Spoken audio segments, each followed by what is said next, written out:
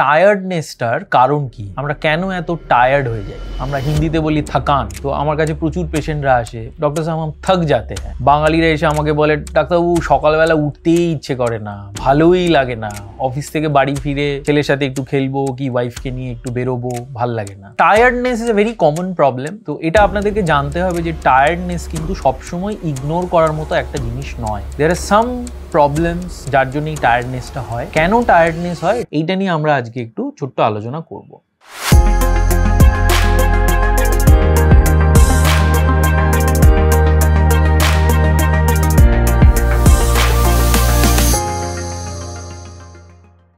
নমস্কার, আমার নাম ডক্টর অভিজ্ঞান মাঝি। আমি consultant physician and diabetologist, Vivacity multi speciality hospital, Madhyamgram. Problem of tiredness is stress. আমরা আজকাল সবাই ভীষণ স্ট্রেসড আউট হয়ে যাই।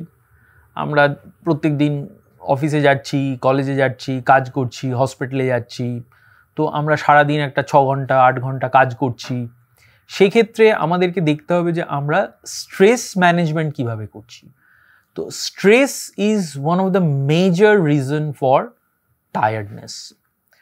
2 নম্বর ভাবতে হবে যে কোনো রোগের থেকে হচ্ছে কিনা।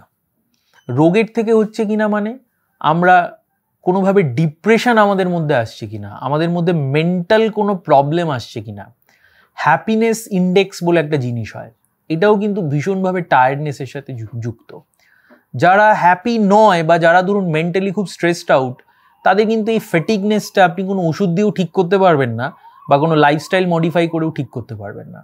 তো you have to treat them so that they can get mentally happy. তারা কিছু করলে যাতে মেন্টালি হ্যাপি, একটু বেড়াতে গেল, একটু অফিসে 2 দিন ছুটি নিল, একটু বাড়িতে বসে সবাই মিলে বসে আড্ডা মারলো, that can give a stress bastards. তো সেটা হলে দেখবেন ফ্যাটিগনেস বা টায়ার্ডনেসটা কমে গেল। কিছু কিছু ডিজিজ কন্ডিশনস আছে, যেই ডিজিজ কন্ডিশনসগুলো আমাদের জানতে হবে। এগুলো থেকেও কিন্তু ভীষণভাবে টায়ার্ডনেস আসে। যদি সেগুলো হয় তাহলে ইমিডিয়েটলি আমাদের কিন্তু ডাক্তারবাবুদের সাথে যোগাযোগ করতে হবে আপনাদেরকে। কীরকম ডিজিজ? যেমন ধরুন যাদের লিভার ডিজিজ হয়েছে, লিভারকে বলা হয় আমাদের শরীরের পাওয়ার হাউস। আপনার উইক লিভার মানে আপনি কিন্তু ভীষণ ফ্যাটিক ফিল করবেন, আপনার কোনো কাজ করতে ইচ্ছে করবে না। উইক লিভার কিসের থেকে হয়? আপনি যদি ক্রনিক লিভার ডিজিজে ভোগেন, আপনি যদি সিরোসিস অফ লিভারে ভোগেন, আপনি যদি খুব অ্যালকোহল খান, আপনার ফ্যাটি লিভার ডিজিজ যদি স্টেজ 2-3 পেরিয়ে যদি লিভার ফাইব্রোসিসের দিকে যায়, সেই জিনিসগুলো কিন্তু খেয়াল রাখতে হবে। লিভার প্রবলেম কিন্তু আমাদের দেশে ম্যাক্সিমাম পেশেন্টদের একটা আইসবার্গের মতো, যে আমরা জানিই না যে কতটা লিভার প্রবলেম আমার আছে।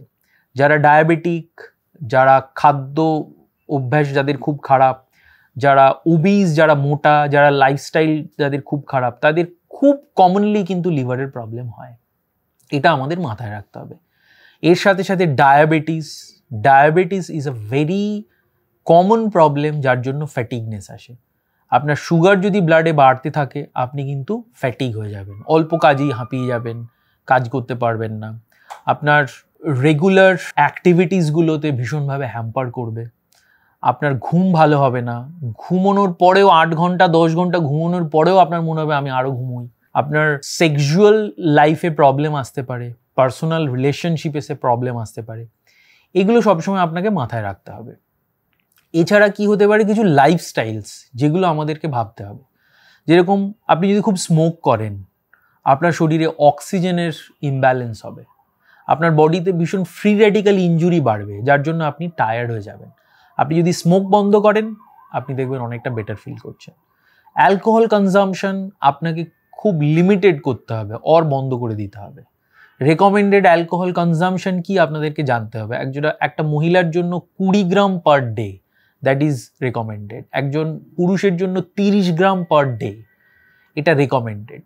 এটার উপরেই আপনি যখন যাবেন, there will be some health disadvantage, যেগুলো আপনাকে কিন্তু টায়ার্ড করে দেবে।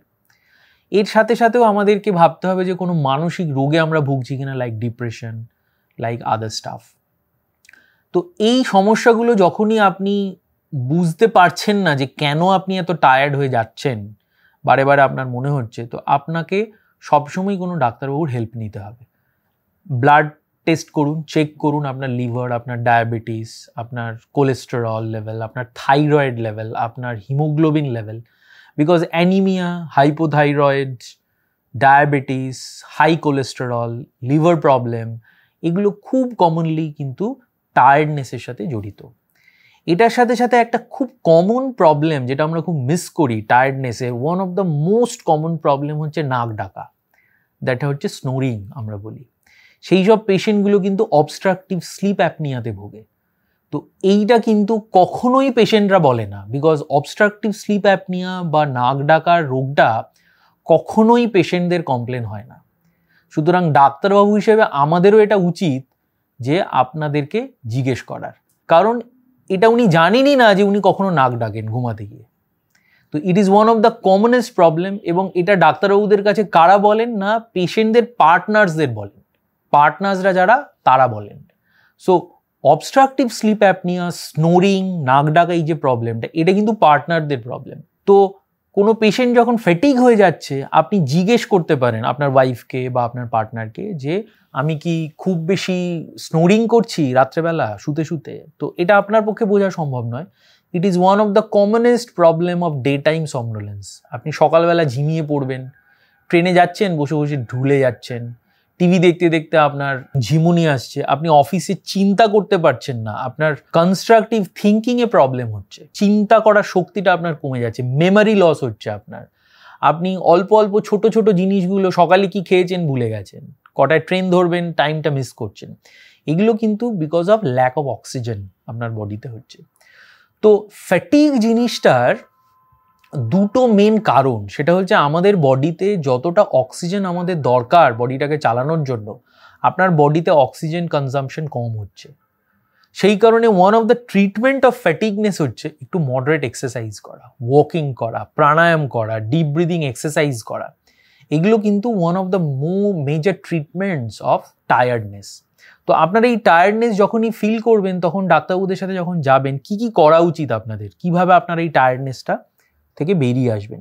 প্রথমেই যেটা আপনাদের করা উচিত সেটা হচ্ছে আপনাদেরকে নিজেকে টেস্ট করে দেখে নেওয়া যে আমার ওই প্রবলেমসগুলো আছে কি না, যে আমি নাক ডাকি কিনা, আমার অ্যানিমিয়া আছে কিনা, হিমোগ্লোবিন লো কিনা, আমার থাইরয়েড আছে কিনা, আমার ডায়াবেটিস আছে কিনা, আমার কোলেস্টেরল বেশি কিনা, আমার লিভার প্রবলেম ডেভেলপ করছে কিনা, এবং আপনার ব্যাড হ্যাবিটসগুলোকে ছেড়ে গুড হ্যাবিটস তৈরি করা নিজের মধ্যে। আর যদি আপনার কোনো মেডিকেল কন্ডিশনস থাকে, সেগুলোকে ডাক্তারবাবুদের সাথে কথা বলে উনি যেরকম রেকমেন্ড করবেন সেইভাবে ওষুধ খেয়ে দেখানো। But lifestyle modification is very important. তার সাথে সাথে mental health is one of the most important factor to counteract this tiredness problem. একটু রেগুলার মডারেট এক্সারসাইজ করা, ওয়াকিং করা, ভোরবেলা উঠে যদি ঘুম থেকে না হাঁটতে ইচ্ছে করে, বিকেলবেলা হাঁটতে পারেন, সন্ধ্যাবেলা হাঁটতে পারেন, আফটার ডিনার হাঁটতে পারেন, বিফোর ডিনার হাঁটতে পারেন। তো হাঁটাটা is very important, walking is important. কখন হাঁটছেন এটা খুব একটা ইম্পর্টেন্ট নয়। এত বিজি শিডিউলে you can always take some time out of your busy schedule and walk. আপনি ওয়েট লসের দিকে নজর দিন, গুড ফুড হ্যাবিট তৈরি করুন, যাতে বেশি ফ্রাইড ফুড না খান, হেলদি ডায়েটস খান, তাতে আপনার ওয়েট ঠিক থাকবে।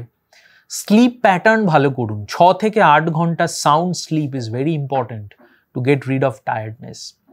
এবং মেডিকেল কন্ডিশনসের সাথে সাথে আপনাকে মেন্টাল হেলথের জন্যও নিজেকে ভাবতে হবে, এবং you take some time out from hospitals, কি আপনি যেখানে কাজ করছেন ছুটি নিন, কোথাও বেড়াতে যান, ফ্যামিলির সাথে টাইম কাটান, বন্ধুবান্ধবদের সাথে একটু টাইম স্পেন্ড করুন।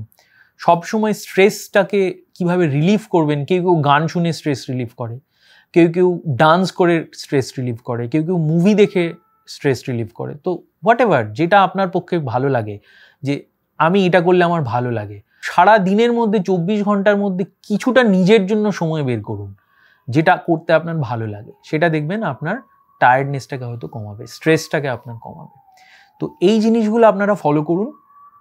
আমাদের ভিভাসিটি হসপিটালে যোগাযোগ করুন। আমাদের এখানে স্ট্রেস রিলিফ করার জন্য, বা people who are suffering from severe tiredness এবং অল দোজ ইস্যুস, আমাদের এখানে স্লিপ স্টাডি হয়, আমাদের এখানে পলিসমনোগ্রাফি হয়, আমাদের এখানে মুক্তি বলে একটা ফাউন্ডেশন আছে, আমরা এখানে যোগা, এক্সারসাইজ, স্ট্রেস রিলিভ করার জন্য প্রাণায়ামস, বিভিন্ন রকম আমাদের অ্যাক্টিভিটিস আমাদের হসপিটালের সাথে আছে। আপনারা যোগাযোগ করতে পারেন।